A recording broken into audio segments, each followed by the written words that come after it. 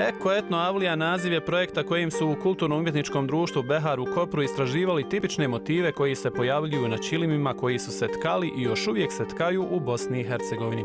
Odabrane motive su naslikali na zidu ispred društva, a iz otpadnih plastičnih čepova napravili su i poseban čepo čilim.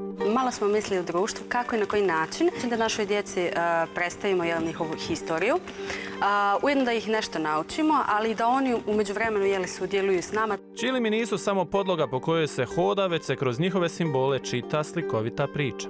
Primjerovi češljići, oni su se u stvari darivali nekom koga si želio u stvari da sačuvaš od uroka. Razbacani đulovi, to jest cvjetovi, su se darivali djevojkama koje su trebale da se udaju.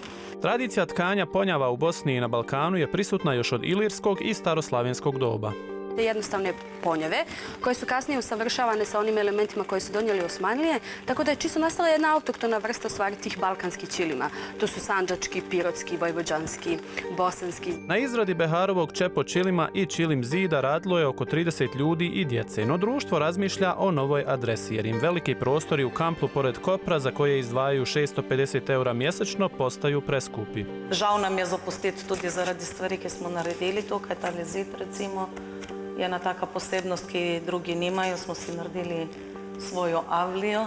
U društvu se nadaju da će čilim zid ostati i u slučaju da se društvo iseli.